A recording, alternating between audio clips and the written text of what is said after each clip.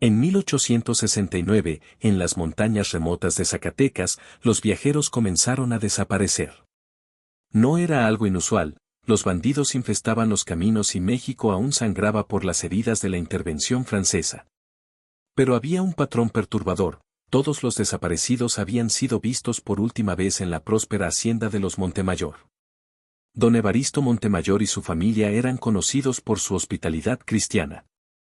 En una región donde las posadas no existían, ofrecían refugio, comida caliente y seguridad para cualquier viajero.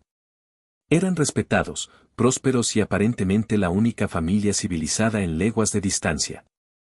Lo que nadie imaginaba era que, detrás de esa fachada respetable, los Montemayor guardaban un secreto que transformaría esta historia en uno de los casos más perturbadores de México. Una tradición familiar sombría que mezclaba hambre ancestral con una sed que iba mucho más allá de la supervivencia. La hacienda de los Montemayor se alzaba como un oasis de prosperidad en el árido interior de Zacatecas. Era 1869 y mientras México intentaba reconstruirse tras la salida de los franceses 2 años antes, aquella propiedad permanecía como una isla de estabilidad en medio del caos que aún azotaba al país. Don Evaristo Montemayor había heredado aquellas tierras de su abuelo, quien había enfrentado las devastadoras hambrunas durante las guerras de independencia. A los 55 años era un hombre alto e imponente, de cabellos grises y ojos oscuros que inspiraban respeto en toda la región. Su esposa, doña Estefanía, era una mujer austera de 42 años, siempre vestida de negro riguroso, con un rosario permanentemente entrelazado entre los dedos. La pareja tenía 5 hijos, todos criados con disciplina rígida y valores familiares tradicionales.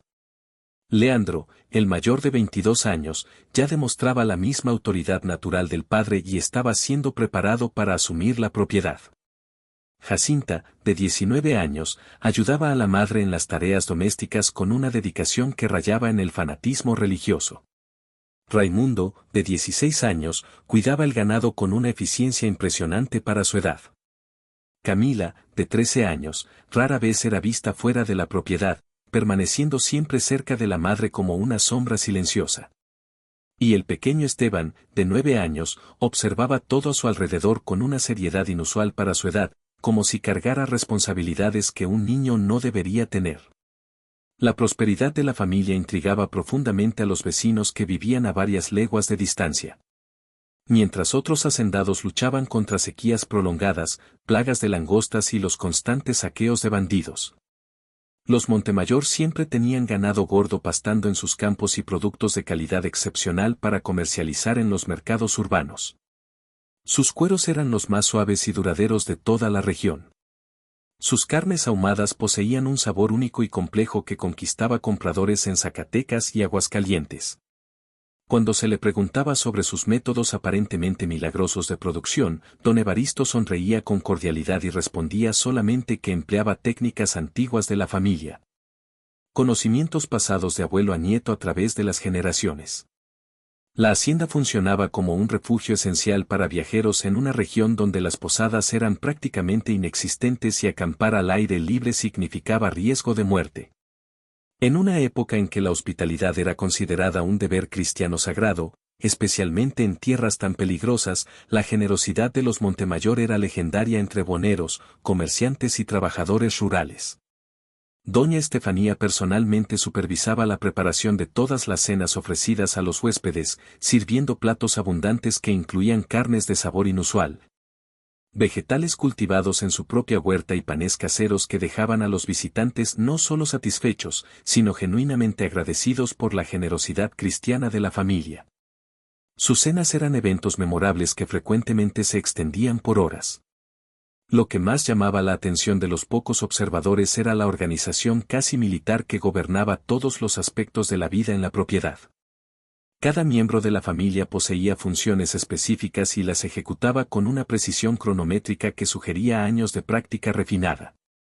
Leandro recibía a los visitantes en la entrada de la propiedad, evaluando discretamente sus equipajes, destinos y recursos financieros. Jacinta preparaba meticulosamente los cuartos de huéspedes y organizaba las pertenencias personales de los visitantes con un cuidado que rayaba en la reverencia. Raimundo asumía la responsabilidad por los caballos y equipos de los viajeros, demostrando conocimientos impresionantes para su edad. Camila auxiliaba silenciosamente en la cocina, siempre observando y aprendiendo bajo la supervisión rigurosa de la madre. Y hasta el pequeño Esteban tenía sus responsabilidades específicas: observar, escuchar y reportar fielmente al padre cada palabra y gesto de los huéspedes durante su estadía. El niño había sido entrenado desde muy pequeño para convertirse en los ojos y oídos de la familia, una tarea que ejecutaba con una seriedad perturbadora. La rutina familiar seguía horarios inflexibles que jamás variaban, independientemente de las circunstancias externas. Durante las horas diurnas trabajaban exactamente como cualquier familia rural mexicana respetable, pero había algo profundamente inquietante en las actividades nocturnas. El granero principal permanecía herméticamente cerrado durante todo el día y solo era abierto en las primeras horas de la madrugada. Durante esas horas sombrías, sonidos metálicos peculiares resonaban por la propiedad silenciosa. Los vecinos más cercanos, establecidos a kilómetros de distancia a través de terrenos áridos y peligrosos, a veces escuchaban esos ruidos nocturnos llevados por los vientos del desierto. Sonidos que podían confundirse con el trabajo normal de procesamiento de carne bovina, pero que tenían una cualidad extraña que hacía que los oyentes se sintieran inexplicablemente incómodos. Don Evaristo mantenía una oficina privada en la casa principal, donde guardaba cuidadosamente un manuscrito que constituía su herencia más preciosa. El libro, encuadernado en cuero oscuro y que parecía nunca envejecer a pesar de los años, contenía páginas escritas en español antiguo con ilustraciones detalladas que parecían recetas culinarias, pero con ingredientes y métodos que no se encontraban en ningún libro de cocina convencional. Era una herencia directa de su abuelo, quien había enfrentado los periodos devastadores de hambre durante las guerras de independencia y las décadas de conflicto civil que siguieron. Ese ancestro había desarrollado métodos de supervivencia que trascendían completamente los límites de la moralidad cristiana convencional, técnicas que permitieron a la familia prosperar cuando comunidades enteras perecían de inanición. Doña Estefanía poseía su propio cuaderno personal, donde anotaba meticulosamente cada comida preparada en la hacienda con la dedicación de una estudiosa. Sus recetas eran extraordinariamente detalladas, incluyendo no solo ingredientes específicos y métodos precisos de preparación, sino también observaciones científicas sobre texturas, sabores, aromas y hasta el espíritu que cada plato parecía llevar. Ella trataba el arte culinario como una ciencia exacta y sagrada, documentando cada experimento gastronómico con la dedicación meticulosa de una investigadora natural. Sus anotaciones incluían observaciones sobre cómo diferentes ingredientes reaccionaban a diversos métodos de preparación, qué combinaciones de condimentos producían los mejores resultados y cómo factores como la edad y la condición física de la materia prima afectaban el producto final. La familia rara vez abandonaba los límites de la propiedad, excepto para negocios comerciales absolutamente esenciales o para cumplir obligaciones religiosas en la capilla más cercana. Cuando se aventuraban a los poblados vecinos, causaban una impresión simultáneamente respetuosa e inquietante. Eran invariablemente educados, bien vestidos y visiblemente prósperos, pero había algo indefinible en sus comportamientos que hacía que las personas locales se sintieran incómodas. Los niños de los poblados cercanos instintivamente evitaban jugar con los hijos Montemayor durante las raras ocasiones en que se encontraban, y las mujeres susurraban entre sí que había algo no natural en aquella familia. Comentarios discretos mencionaban que los Montemayor parecían diferentes de las personas normales, manteniendo una seriedad constante que contrastaba con la vivacidad típica de las familias mexicanas. Los pocos empleados de la hacienda eran cuidadosamente seleccionados a través de criterios rigurosos que don Evaristo jamás revelaba completamente. Él prefería contratar trabajadores de regiones muy distantes, hombres sin familia local que pudieran hacer preguntas inconvenientes sobre las actividades de la propiedad. Esos empleados vivían en una casa completamente separada de la residencia principal y tenían acceso estrictamente limitado a las áreas más sensibles de la hacienda.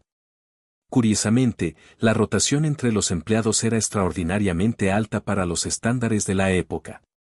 Muchos simplemente desaparecían durante la noche sin aviso previo, dejando atrás sus pocas pertenencias personales y alegando posteriormente, cuando eran encontrados en otras regiones, que habían encontrado oportunidades de trabajo más lucrativas en haciendas distantes. El granero que intrigaba a los vecinos era una construcción robusta e impresionante, significativamente más grande de lo necesario para una propiedad de ese tamaño. Sus paredes gruesas de adobe mantenían la temperatura interna perfectamente estable durante todo el año. Y pequeñas ventanas estratégicamente posicionadas cerca del techo permitían ventilación controlada sin comprometer la privacidad de las actividades internas. Durante todas las horas diurnas, el granero permanecía herméticamente cerrado con múltiples cerraduras de hierro forjado. Pero en las primeras horas de la madrugada, cuando la familia trabajaba en sus proyectos secretos, una luz amarillenta y danzante se filtraba por las grietas estrechas entre las tablas de madera, acompañada de sonidos metálicos que resonaban de forma extraña en la quietud de la noche mexicana. El año de 1869 trajo consigo una sequía particularmente severa que forzó a cientos de trabajadores rurales a abandonar sus tierras áridas en busca de oportunidades en regiones más prósperas. Los caminos polvorientos de Zacatecas se llenaron de hombres desesperados, cargando sus pocas posesiones en sacos de arpillera, caminando bajo el sol implacable en busca de trabajo, esperanza y una oportunidad de supervivencia. Era precisamente en ese flujo constante de personas vulnerables donde los Montemayor encontraban sus oportunidades más prometedoras. La familia había desarrollado, a lo largo de los años, un sistema sofisticado para identificar y seleccionar viajeros que cumplieran con sus criterios específicos, hombres solitarios, sin familia cercana esperándolos, cargando recursos suficientes para justificar el riesgo. El primero en desaparecer en aquel año fatídico fue Aurelio Vázquez, un trabajador rural de 37 años que venía de la región de Jerez en dirección a las minas de plata de Fresnillo, donde esperaba encontrar empleo bien remunerado. Conocido en su comunidad por su fuerza física excepcional y su honestidad inquebrantable, Aurelio cargaba los ahorros de 3 años de trabajo arduo, cuidadosamente cosidos en el doble forro de su chaqueta de cuero. Varios vecinos lo vieron por última vez en el camino principal que pasaba cerca de la hacienda de los Montemayor, donde se había detenido para pedir agua fresca y obtener indicaciones para continuar su ruta. Don Evaristo lo recibió con la hospitalidad característica que había hecho famosa a su familia en la región, ofreciéndole no solo agua cristalina de su pozo artesiano, sino también una cena sustanciosa y un lugar seguro para pasar la noche.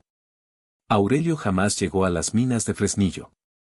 Su familia esperó ansiosamente durante semanas antes de organizar una expedición de búsqueda, recorriendo meticulosamente la misma ruta peligrosa que él había seguido a través de las montañas áridas. Encontraron solamente rastros de sus botas características en el camino cercano a la hacienda.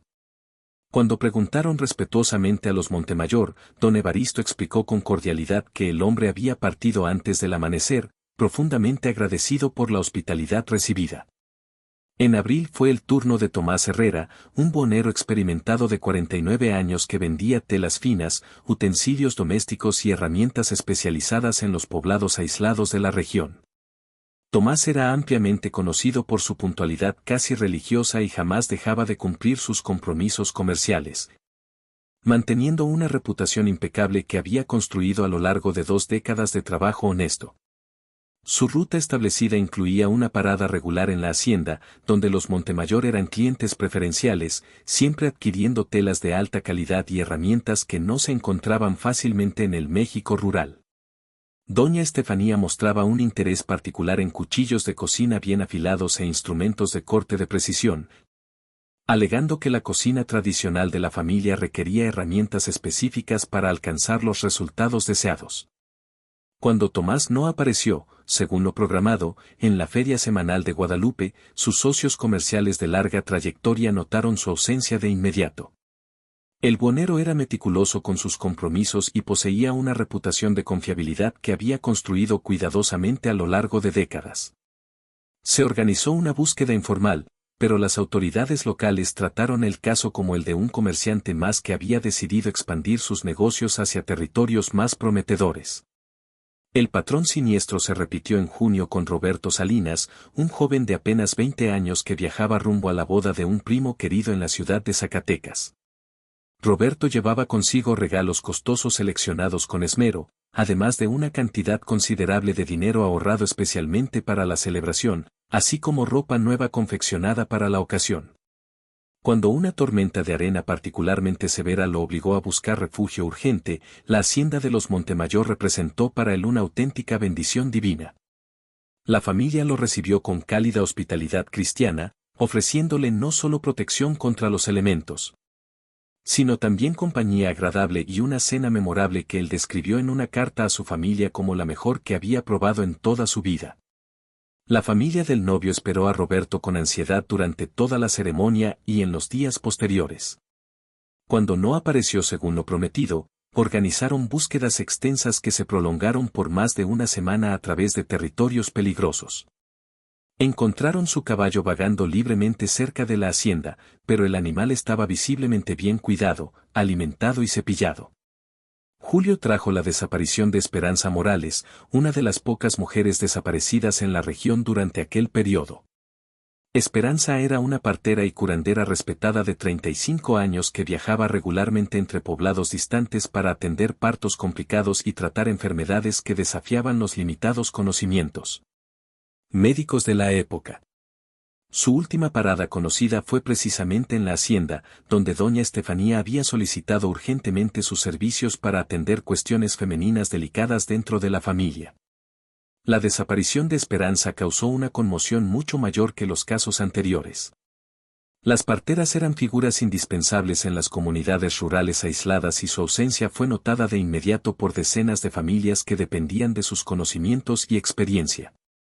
Doña Estefanía explicó a las autoridades que Esperanza había atendido con destreza las necesidades médicas de la familia y que había partido durante la madrugada, mencionando una emergencia obstétrica urgente en un poblado lejano. En septiembre desapareció Martín Guerrero, un comerciante de ganado experimentado de 42 años que transportaba una pequeña fortuna en monedas de oro y plata como resultado de meses de negociaciones exitosas.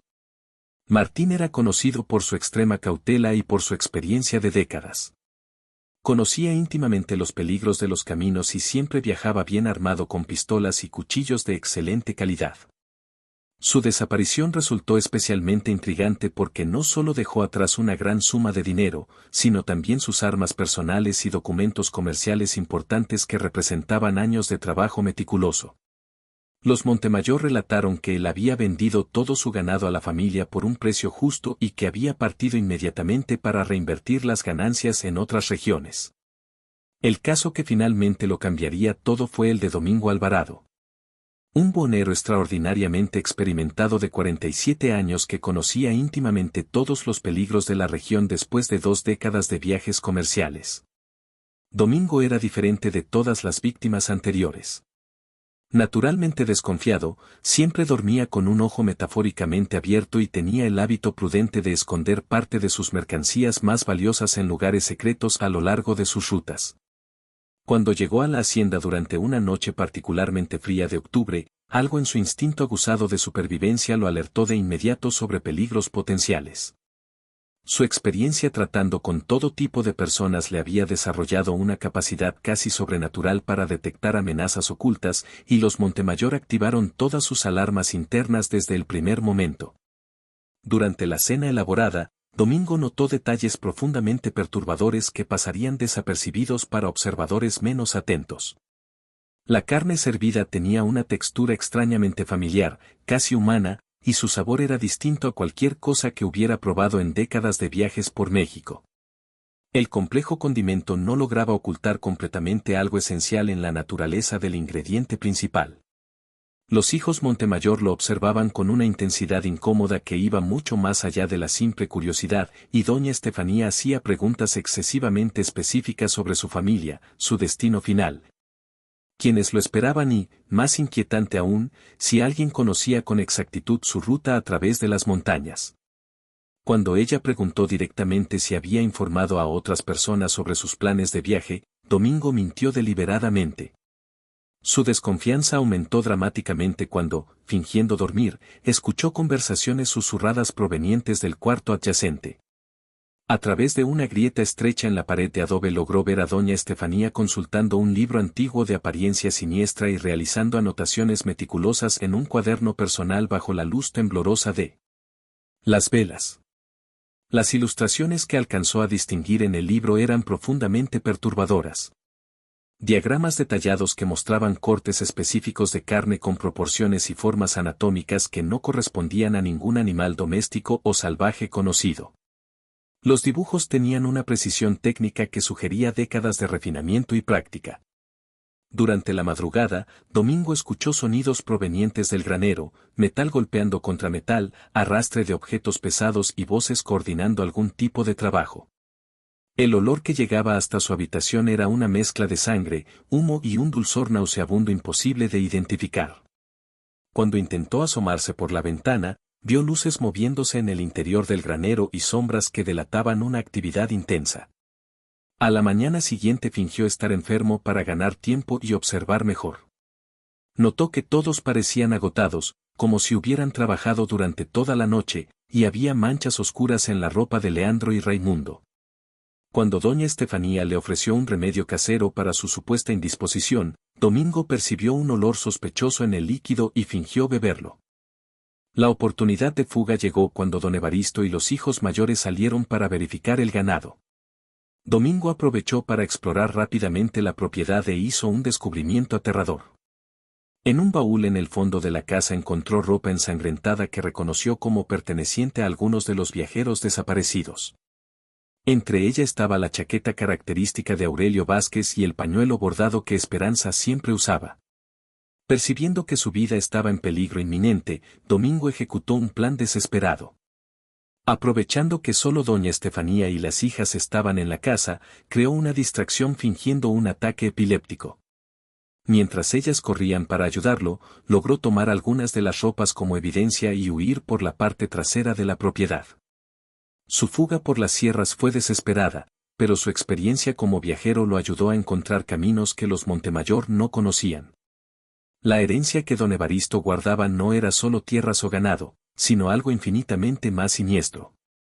Un manuscrito familiar que documentaba décadas de conocimientos prohibidos desarrollados durante los periodos más sombríos de la historia mexicana.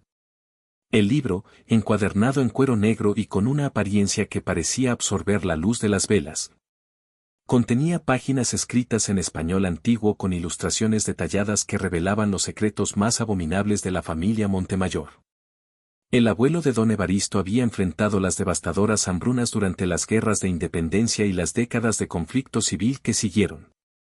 Durante esos periodos de desesperación absoluta, cuando los cultivos eran destruidos por los ejércitos enfrentados y el ganado era requisado para alimentar soldados, algunas familias tomaron decisiones que trascendían por completo los límites de la moralidad cristiana y la decencia humana. El manuscrito documentaba no solo la necesidad desesperada que había llevado a los primeros actos impensables, sino también la evolución gradual y deliberada de esa práctica en algo mucho más elaborado y sistemático. Una tradición familiar secreta que transformaba el tabú más fundamental de la humanidad en una forma perversa de supervivencia que, con el tiempo, se convirtió en una preferencia cultivada. Las primeras páginas del libro maldito describían métodos de preservación de carne desarrollados durante los periodos de guerra y hambre que azotaron México a principios del siglo XIX.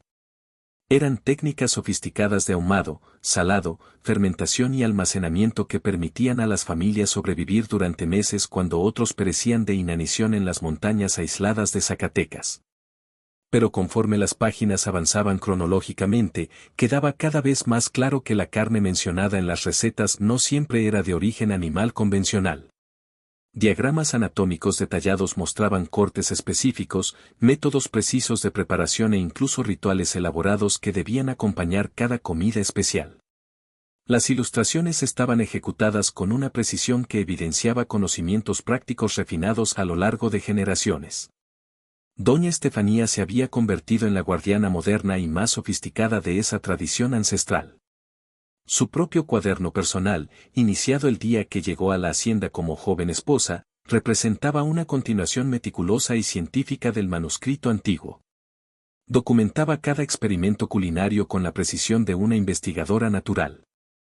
Para ella, sus actividades no eran crímenes o abominaciones, sino una forma sagrada de tradición familiar que conectaba a los Montemayor con sus raíces de supervivencia y honraba la memoria de los ancestros que habían sacrificado todo por la continuidad del linaje. Cada comida especial era un acto de comunión con las generaciones pasadas y una garantía de que los conocimientos ancestrales no se perderían. El ritual siniestro comenzaba siempre con la selección extremadamente cuidadosa de las víctimas potenciales. Don Evaristo había desarrollado a lo largo de los años un sistema sofisticado para identificar viajeros que cumplieran con los criterios específicos de la familia, individuos solitarios, sin familiares cercanos esperándolos, cargando recursos suficientes para justificar el riesgo, pero no tantos como para que su desaparición atrajera la atención indeseada de las autoridades limitadas de la época. La hospitalidad cálida y aparentemente cristiana servía como carnada perfecta, creando un ambiente de confianza absoluta que facilitaba todo lo que vendría después. Cada miembro de la familia tenía un papel específico y perfectamente definido dentro de ese proceso elaborado, ejecutado con la precisión de una operación que había sido refinada durante décadas de práctica constante. Leandro, el hijo mayor y heredero aparente de la tradición familiar, era el encargado de la evaluación inicial de cada visitante. Su conversación casual y amigable revelaba detalles esenciales como el destino final del viajero, las personas que lo esperaban, los recursos financieros que poseía y, lo más importante, si alguien conocía su ruta exacta a través de las montañas. Jacinta se encargaba de la preparación psicológica de las víctimas seleccionadas. Su gentileza aparentemente maternal y sus cuidados atentos hacían que los huéspedes se sintieran cómodos, relajados y completamente seguros, bajando cualquier defensa natural. Preparaba las habitaciones con esmero, ofrecía baños calientes, ropa limpia y una atmósfera de paz doméstica que eliminaba toda sospecha. Raimundo, a pesar de su juventud, ya se había convertido en el ejecutor principal de las decisiones familiares. Fuerte, silencioso y disciplinado, había aprendido directamente del padre técnicas específicas y eficientes que garantizaban rapidez, discreción y aprovechamiento máximo. El granero había sido cuidadosamente adaptado para servir como escenario de estas labores. Camila, aun con su corta edad, demostraba una sorprendente aptitud para el trabajo de preparación culinaria. Bajo la supervisión estricta pero afectuosa de su madre, aprendía con rapidez las técnicas ancestrales de corte, condimento, marinado y conservación que transformaban lo impensable en productos refinados que luego eran vendidos en los mercados regionales sin despertar la menor sospecha. El pequeño Esteban, con apenas 9 años, actuaba como observador discreto y mensajero confiable.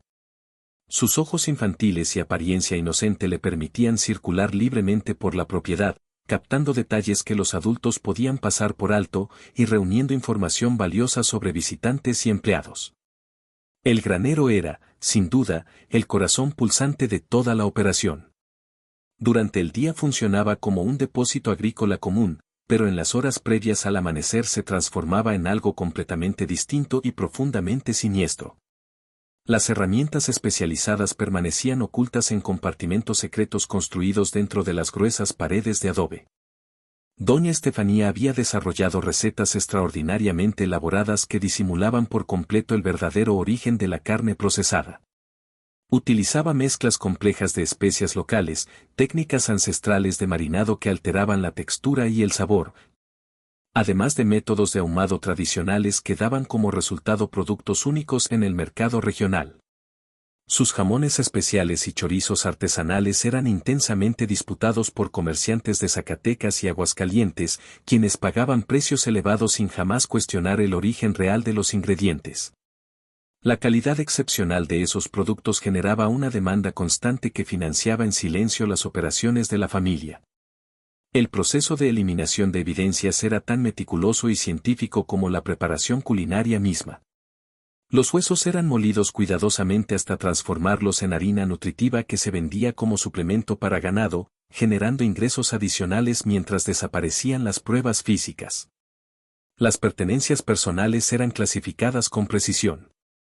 Los objetos de valor se vendían discretamente en mercados lejanos mediante intermediarios, mientras que la ropa común era quemada o enterrada en distintos puntos de la propiedad que se rotaban periódicamente. Documentos, cartas, fotografías y cualquier elemento que pudiera identificar a las víctimas eran destruidos por completo mediante quemas controladas y las cenizas se esparcían sobre los campos como fertilizante. La familia había desarrollado también un sistema complejo de coartadas para cada desaparición. Cada caso venía acompañado de una historia verosímil y cuidadosamente construida. El viajero había partido al amanecer. Había mencionado oportunidades en otra región o había decidido cambiar su ruta por motivos personales. Don Evaristo era especialmente hábil para narrar estas explicaciones, siempre añadiendo detalles convincentes que cerraban cualquier posibilidad de duda. El aspecto más perturbador de toda la operación era la naturalidad absoluta con la que la familia asumía sus actividades. Para ellos no representaban crímenes o abominaciones, sino una tradición familiar sagrada. El manuscrito ancestral legitimaba sus actos como necesarios para la supervivencia y prosperidad del linaje, conectándolos con los ancestros que habían enfrentado periodos de necesidad extrema. Las oraciones diarias de doña Estefanía incluían agradecimientos específicos por cada provisión recibida. Creía sinceramente que sus acciones estaban bendecidas por Dios. Una manera de honrar a aquellos que habían sacrificado todo por la continuidad de la familia y de garantizar que el linaje prevaleciera a través de las generaciones futuras.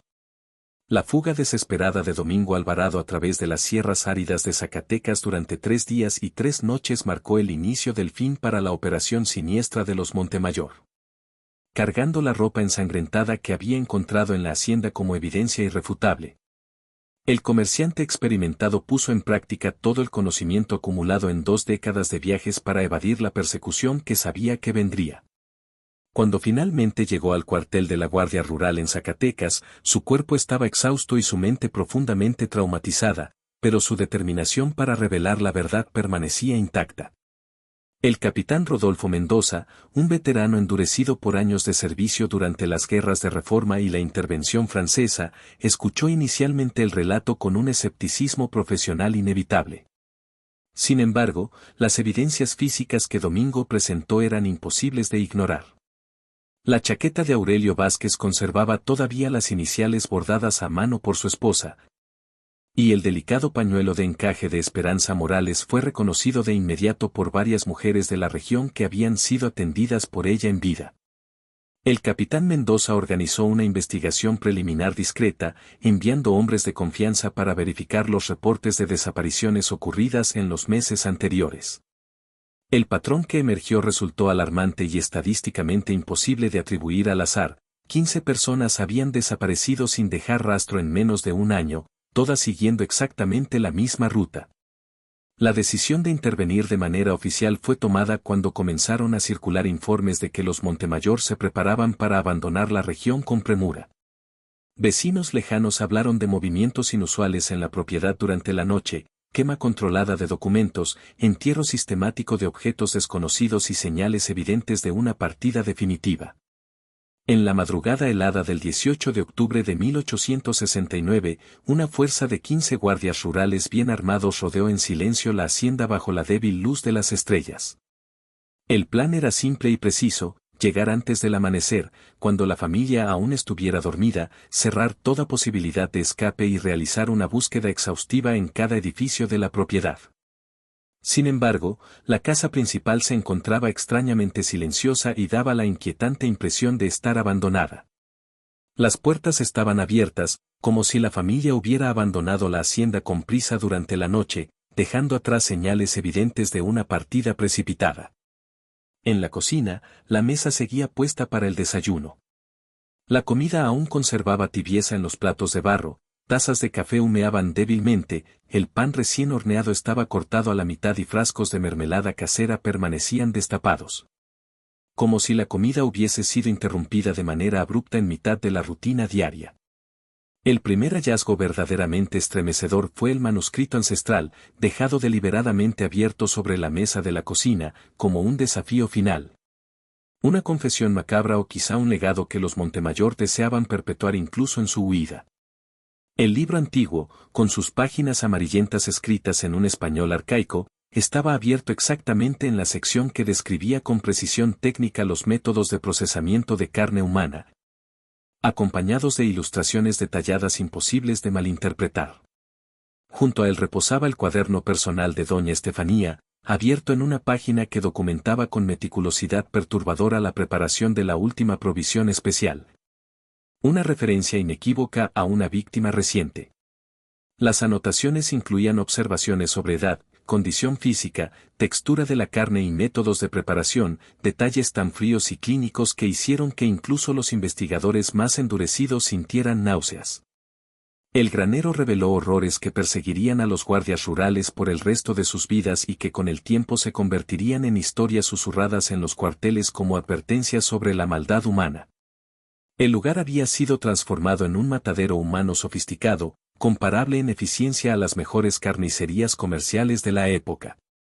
Ganchos de hierro forjado colgaban del techo a alturas calculadas, mesas de piedra pulida exhibían manchas oscuras que no dejaban dudas sobre su naturaleza, y un sistema cuidadosamente diseñado de canales y drenajes permitía el escurrimiento controlado de fluidos corporales. Herramientas especializadas se encontraban organizadas con precisión casi quirúrgica en estantes y cajones, cada una de ellas claramente destinada a funciones específicas dentro del proceso. Pero el descubrimiento más perturbador esperaba en el fondo de la propiedad, en un sector que a simple vista parecía ser solo un jardín familiar común. Excavaciones cuidadosas revelaron un cementerio clandestino compuesto por osamentas humanas enterradas en patrones circulares concéntricos. Algunos restos aún conservaban fragmentos de ropa y pequeños objetos personales que coincidían exactamente con las descripciones de las personas desaparecidas. El patrón de entierro no era aleatorio, seguía una disposición ritual clara, como si cada muerte hubiera sido acompañada de una ceremonia estructurada. Parte de un sistema simbólico cuidadosamente preservado por generaciones. El número de esqueletos hallados revelaba que los crímenes se habían llevado a cabo durante mucho más tiempo del que los investigadores habían sospechado inicialmente. La casa destinada a los trabajadores estaba completamente vacía, aunque las señales de abandono apresurado se encontraban por todas partes, ropa olvidada en maletas a medio llenar. Alimentos en estado de descomposición sobre las mesas y una carta inconclusa que sugería que los empleados habían huido precipitadamente durante la noche anterior a la llegada de los guardias. En la oficina privada de don Evaristo, la correspondencia encontrada revelaba contactos con otras regiones del país, insinuando que la red familiar pudiera no limitarse solo a aquella hacienda perdida en las montañas de Zacatecas. Las cartas escritas en código simple sugerían que la familia mantenía comunicación con otros grupos que posiblemente practicaban actividades similares, indicando que los Montemayor no eran únicos en sus prácticas abominables. El cuarto de doña Estefanía contenía una biblioteca de libros de cocina, pero con una diferencia macabra. Muchos estaban llenos de anotaciones manuscritas que adaptaban recetas tradicionales para ingredientes alternativos. Los márgenes estaban repletos de observaciones sobre texturas, sabores y métodos de preparación que provocaban náusea y horror en los investigadores que las leían, como si cada frase transformara un acto culinario en un ritual profano. El descubrimiento más impactante fue un depósito secreto excavado bajo el granero. La investigación reveló cientos de objetos personales cuidadosamente catalogados, relojes, joyas, documentos, fotografías e incluso dientes de oro. Cada artículo estaba etiquetado con fechas e iniciales, formando un inventario macabro que registraba fríamente la existencia y desaparición de decenas de personas. Era un archivo del horror, una contabilidad sistemática de vidas convertidas en mercancía. Los peritos encontraron además evidencias que demostraban que la familia había planeado su huida con gran anticipación. Mapas con rutas marcadas hacia el oeste, provisiones para viajes de larga distancia, cartas de recomendación falsas y documentos fabricados estaban ocultos en compartimentos secretos de la casa. Todo indicaba que los Montemayor no solo habían previsto la posibilidad de ser descubiertos, sino que tenían preparado un plan de escape elaborado, casi militar, refinado durante meses. El análisis de los restos mortales recuperados en el cementerio clandestino reveló detalles espeluznantes sobre los métodos sistemáticos de la familia. Marcas en los huesos evidenciaban técnicas específicas de desmembramiento, precisas y repetidas, como si hubieran sido practicadas innumerables veces. La ausencia de ciertas partes anatómicas en varios esqueletos sugería que no todo el cuerpo era enterrado en la propiedad, sino que partes eran destinadas a otros fines. Los especialistas concluyeron que los Montemayor habían desarrollado un sistema eficiente, frío y perfectamente estructurado para procesar a sus víctimas. La investigación posterior reveló que la familia había operado durante al menos 19 años, desde que don Evaristo asumió completamente la propiedad en 1850. Registros antiguos y testimonios dispersos mostraron un patrón consistente de desapariciones que coincidían con periodos de mayor actividad comercial en la hacienda. El número real de víctimas probablemente superaba con creces los 15 casos documentados en 1869. Lo descubierto era apenas la superficie de una tragedia mucho más extensa y profunda. El hallazgo en la hacienda Montemayor no solo sacudió a Zacatecas, sino que estremeció a todo México. La historia de la familia caníbal de Zacatecas comenzó a circular en periódicos nacionales, convirtiéndose en uno de los casos más perturbadores del siglo XIX. Para las familias de las víctimas, el descubrimiento trajo una mezcla devastadora de alivio y horror. Por fin sabían qué había ocurrido con sus seres queridos, pero la verdad era infinitamente peor de lo que habían temido. La madrugada del 18 de octubre marcó no solo el descubrimiento de los crímenes, sino también el comienzo de una de las mayores cacerías humanas del México independiente.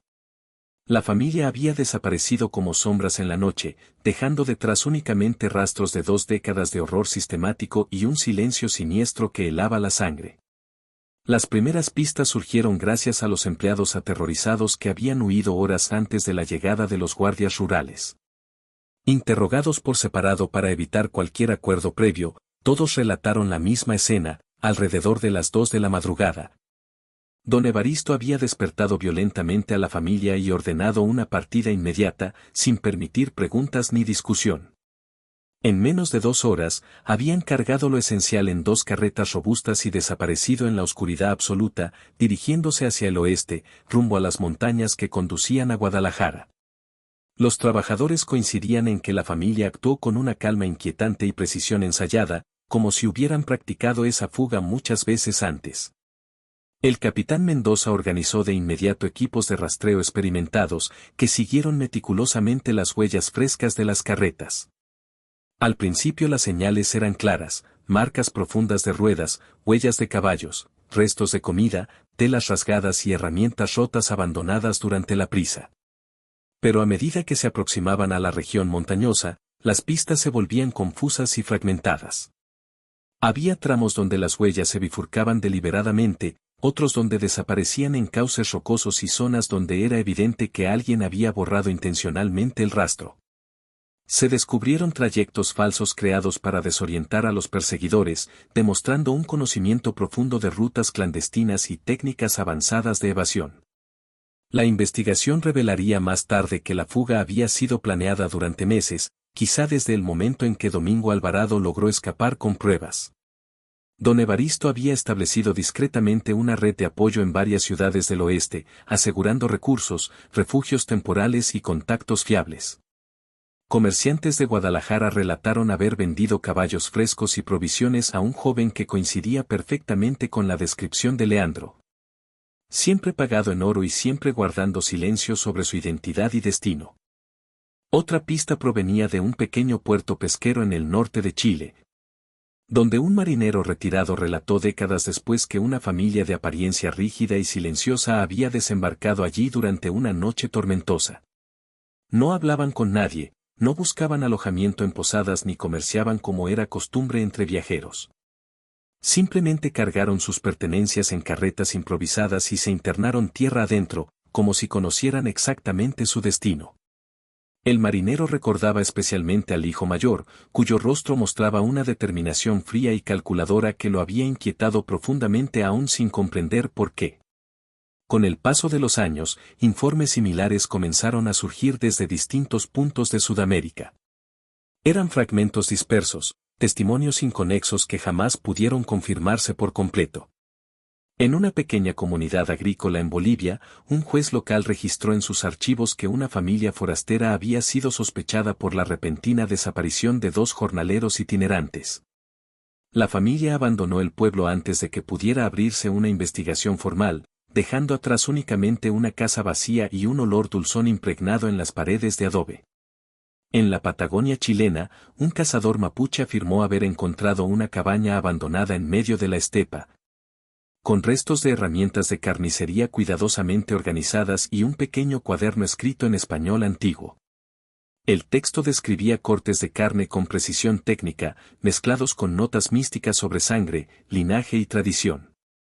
El cuaderno se perdió con el tiempo, devorado por la humedad y el abandono, pero el testimonio del cazador quedó registrado en relatos orales de la región. A pesar de los esfuerzos de las autoridades mexicanas y de los gobiernos extranjeros, la familia Montemayor parecía desvanecerse cada vez que alguien se acercaba demasiado. Su rastro era como una sombra, visible por un instante y luego absorbida por la vasta geografía del continente. La posibilidad de que hubieran reconstruido su vida bajo identidades falsas en alguna comunidad aislada se volvió la teoría más aceptada entre los investigadores. Para finales de la década de 1870, la cacería internacional comenzó a perder fuerza. Muchos de los testigos iniciales habían muerto, los documentos se extraviaban entre archivos administrativos rudimentarios y los gobiernos latinoamericanos enfrentaban sus propias crisis internas. El caso de la familia caníbal de Zacatecas pasó lentamente de ser una prioridad nacional a convertirse en un eco lejano, todavía inquietante, pero envuelto ahora en la neblina del tiempo y la incertidumbre. Sin embargo, la historia no murió. En 1892, más de 20 años después del descubrimiento en la hacienda, un médico rural de un pequeño poblado minero en el norte de Argentina escribió una carta al obispado local describiendo una experiencia que lo había dejado psicológicamente perturbado. Había sido llamado para atender a una mujer enferma en una familia recién llegada al pueblo. Los miembros de la casa eran silenciosos, extremadamente formales y profundamente religiosos en apariencia. El médico notó que la paciente presentaba una debilidad extrema y signos de desnutrición severa, a pesar de que la familia parecía poseer abundantes recursos. Durante la visita, el médico fue invitado a cenar. La carne servida tenía una textura extraña y un sabor que no pudo identificar del todo, pero que le resultó inquietantemente familiar, como un recuerdo que su mente se negaba a procesar. Fingió comer, pero guardó discretamente un pequeño trozo del alimento para examinarlo más tarde. Esa noche, mientras revisaba el fragmento bajo la tenue luz de una lámpara de aceite, notó fibras musculares que no correspondían a ningún animal de consumo común en la región. No pudo dormir. Al día siguiente volvió a la casa para continuar la revisión médica, pero la familia se había ido. La vivienda estaba vacía, la mesa aún puesta, el olor dulce impregnando las paredes. Nadie en el pueblo los volvió a ver. La carta del médico nunca recibió respuesta formal. Fue archivada y olvidada en una oficina eclesiástica, redescubierta muchos años después por un historiador que investigaba leyendas rurales del norte argentino. Ese documento fue la última pista concreta. Después, lo único que quedó fueron historias. Relatos orales en aldeas aisladas, cuentos susurrados junto al fuego, advertencias transmitidas de abuelos a nietos sobre forasteros que ofrecían hospitalidad demasiado perfecta. Sobre familias silenciosas que llegaban sin pasado y se marchaban sin motivo, dejando tras de sí silencio, vacío, y un olor que tardaba meses en desaparecer. La leyenda afirmaba que los Montemayor jamás abandonaron su tradición. Solo cambiaron de nombre, de rostro y de tierra. Y cada cierto tiempo, en algún rincón olvidado del continente, viajeros solitarios seguían desapareciendo sin dejar rastro. Comerciantes en Chile mencionaron la presencia de clientes peculiares que compraban grandes cantidades de sal y especias, siempre pagando en oro y evitando cualquier tipo de contacto social. En 1872, 3 años después del descubrimiento en la hacienda, comenzaron a llegar reportes profundamente inquietantes desde una región remota de las montañas bolivianas. Hacendados locales denunciaron la desaparición sistemática de viajeros en circunstancias que reflejaban con exactitud los eventos ocurridos en Zacatecas. Una familia próspera se había establecido en una propiedad apartada, ofreciendo una hospitalidad tradicional que parecía generosa y piadosa. Pero los visitantes que aceptaban refugio bajo su techo simplemente jamás volvían a ser vistos. Las autoridades bolivianas iniciaron una investigación oficial, pero cuando finalmente lograron llegar hasta la propiedad sospechosa, después de atravesar semanas de viaje por terrenos montañosos peligrosos, encontraron el lugar completamente abandonado. Los signos de una partida precipitada eran evidentes en cada rincón, pero no había rastro alguno del destino de la familia ni evidencias materiales que confirmaran los crímenes denunciados. El destino individual de cada miembro de los Montemayor se convirtió en un enigma que atormentaría a investigadores durante décadas. Algunos especialistas estaban convencidos de que se habían separado deliberadamente para evitar ser detectados, estableciéndose en distintos países bajo identidades falsas. Otros creían que permanecían unidos como una sola unidad familiar, cambiando de territorio cada vez que el cerco policial se estrechaba. Domingo Alvarado, el valiente bonero que había logrado escapar de la hacienda y revelar la verdad, vivió el resto de su vida atormentado por pesadillas recurrentes y una paranoia constante. Estaba convencido de que los Montemayor regresarían algún día para vengarse de su traición, y por ello se mudó repetidamente de una región a otra a lo largo de los años. Domingo murió en 1889, 20 años después de los eventos, llevándose consigo secretos que nunca reveló por completo a las autoridades. En su lecho de muerte, confesó a un sacerdote que en la hacienda había presenciado horrores que jamás se atrevió a describir, cosas que, según él, ningún hombre cristiano debería cargar en la memoria. La hacienda de los Montemayor fue demolida por completo en 1871 por orden de las autoridades, pero la tierra permaneció marcada en la mente supersticiosa de los habitantes locales. Ninguna familia quiso vivir allí durante décadas y, con el tiempo, la naturaleza reclamó el lugar.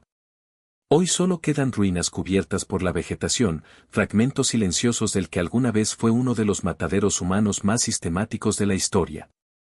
En 1895, 26 años después de los hechos, un investigador retirado que había participado en el descubrimiento original recibió una carta anónima enviada desde Lima, Perú. El mensaje, escrito en un español arcaico similar al del manuscrito familiar de los Montemayor, contenía una sola frase: la tradición continúa a través de las generaciones y el hambre ancestral nunca muere. Adjunta a la carta venía una ilustración que mostraba 7 tumbas en un cementerio andino, cada una marcada únicamente con iniciales que coincidían con los nombres de los miembros de la familia. Las autoridades nunca pudieron confirmar la autenticidad del dibujo ni localizar el supuesto cementerio. Sin embargo, para quienes conocían la historia, el mensaje era inequívoco. El destino final de los Montemayor permanece como uno de los grandes misterios no resueltos de la criminología histórica. Nadie sabe si murieron ocultos entre las montañas de Sudamérica, si continuaron sus prácticas en otros países o si simplemente desaparecieron en la inmensidad del mundo, llevando consigo secretos que la humanidad preferiría no recordar. Lo único que se sabe con certeza es que el descubrimiento en la hacienda cambió para siempre la forma en que las autoridades mexicanas investigan desapariciones en zonas rurales. El caso estableció protocolos que siguen influyendo en las investigaciones actuales y permanece como un recordatorio sombrío de que los horrores más inimaginables pueden esconderse detrás de las fachadas más respetables. La historia de la familia Montemayor continúa siendo uno de los capítulos más perturbadores de la criminalidad mexicana. Durante 19 años, una familia entera operó un matadero humano disfrazado de hacienda próspera, transformando la hospitalidad tradicional en una trampa mortal que cegó incontables vidas inocentes. Lo más inquietante no era solo la violencia sistemática, sino la normalidad con la que los Montemayor vivían su doble existencia. Durante el día se presentaban como hacendados respetables y vecinos corteses. Pero durante la noche se convertían en depredadores calculadores que veían a otros seres humanos como simples recursos destinados a alimentar una tradición heredada, nacida de la necesidad y convertida con el tiempo en preferencia. La valentía de Domingo Alvarado no solo salvó su propia vida, sino que evitó que muchas otras personas se convirtieran en víctimas. Su huida desesperada a través de las sierras marcó la diferencia entre la impunidad y la justicia, demostrando que, en ocasiones, una sola persona decidida puede cambiar el rumbo de la historia. El destino desconocido de la familia añade una inquietud permanente a esta historia. Nadie sabe con certeza si realmente lograron escapar y comenzar una nueva vida en tierras lejanas, pero la simple posibilidad de que hayan continuado sus prácticas abominables en otros países, o que incluso hayan transmitido sus tradiciones a sus descendientes, sigue atormentando a investigadores y estudiosos hasta el presente. La historia de los Montemayor recuerda de manera brutal que los monstruos más peligrosos no son criaturas sobrenaturales, sino seres humanos que, en algún momento, eligieron abandonar su humanidad. Vivían entre la gente común, mantenían una apariencia de respetabilidad cristiana y una vida familiar ejemplar, mientras cometían atrocidades que desafían los límites de la moral y de la razón. El legado oscuro de los Montemayor no se limita al horror de sus crímenes, sino también a la paranoia que dejaron atrás, la sensación persistente de que otros como ellos podrían seguir existiendo, ocultos a plena vista, esperando pacientemente a viajeros solitarios que jamás llegarán a sus destinos. Esta historia continúa generando preguntas inquietantes. ¿Lograron realmente escapar los Montemayor, o encontraron su final en las montañas de Sudamérica? Comparte tu teoría, participa en la conversación y mantente atento para conocer más casos reales que han dejado una huella imborrable en la historia criminal de México.